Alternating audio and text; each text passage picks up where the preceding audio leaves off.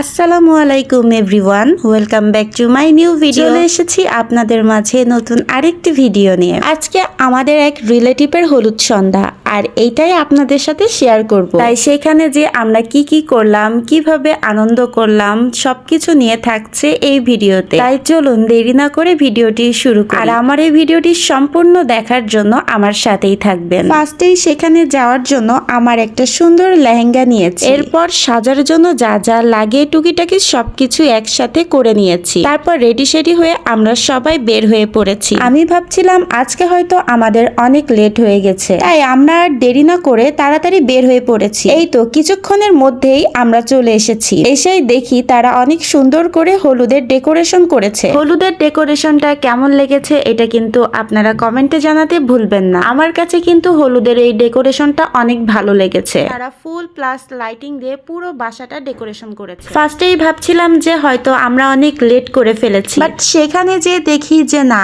এখনো অনেকেই আস্তে আস্তে আসছে। এরপর ভেতরে ঢুকতেই দেখি কয়েক রকমের স্টল আছে, আর ফার্স্টেই আমার চোখ পড়লো ফুচকার স্টলের দিকে, তাই আমি সোজা চলে গেলাম সেখানে। এরপর এখান থেকে 2 প্লেট ফুচকা অর্ডার করলাম। ফুচকা খাওয়া শেষ করে আমি সোজা চলে এসেছি চায়ের স্টলের দিকে। চা পছন্দ করে না এমন কেউ হয়তো নেই, তাই আমরাও এখান থেকে চা নিয়ে নিয়েছি। চা খাওয়া শেষ করেই দেখি এখানে পাপড়েরও ব্যবস্থা আছে। আবার সাইডে তাকিয়ে দেখি এখানে পিঠারও স্টল দেওয়া হয়েছে। এখন যেহেতু শীতকাল, তাই পিঠাটা পছন্দ করে না এমন হয়তো খুবই কম আছে, তাই আমরাও এখান থেকে গরম গরম কয়েকটি পিঠা নিয়েছি। পিঠাটার স্বাদটাও কিন্তু অনেক সুন্দর ছিল। এইগুলো খাওয়া দাওয়া শেষ করে আমরা এবার সোজা চলে এসেছি মেইন প্রোগ্রামের দিকে। এসেই দেখি অলরেডি বরের ক্ষীর খাওয়ানো শুরু হয়ে গেছে। এরপর এখানে যারা ছিল সবাইকে কিন্তু পায়েস আর মিষ্টি দিয়েছিল। এরপর বর পক্ষ থেকে সবাইকে একটা করে এইরকম গিফট দিয়েছে। এই গিফটটা আসলে কি ছিল পরবর্তীতে আমি আপনাদেরকে দেখাবো। ক্ষীরের প্রোগ্রাম এখনো শেষ হয়নি, আবার এইদিকে অনেক রাতও হয়ে গেছে, তাই আমরা ভাবলাম যে বসে না থেকে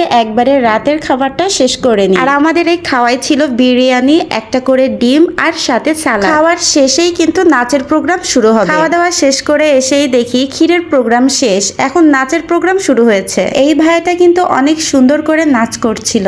ভাইয়াটার নাচ শেষ হওয়ার পরেই আপুদের নাচটাও শুরু হয়ে গেছে। এই আপুরাও কিন্তু অনেক কিউট ছিল, যেমন কিউট ছিল তাদের নাচটাও কিন্তু অনেক ভালো হয়েছিল। আমরাও বসে থেকে সবাই অনেক এনজয় করছিলাম। আর বিয়ে বাড়ি মানেই তো নাচ গান আর আনন্দ। আমরা নাচ দেখছিলাম আর এদিকে হলুদের কেকও খাচ্ছিলাম। বিয়ে বাড়ি মানেই তো খাওয়া দাওয়া, তাই এখানে আসার পর থেকে খাইতেই আছি। নাচের প্রোগ্রাম শেষ হওয়ার পর এখানে আমরা সবাই মিলে এনজয় করছিলাম, আর এইটাই ছিল হলুদ সন্ধ্যার শেষ মুহূর্ত। তো আজকে অনেক এনজয় করলাম, সাথে অনেক খাওয়া দাওয়াও করলাম।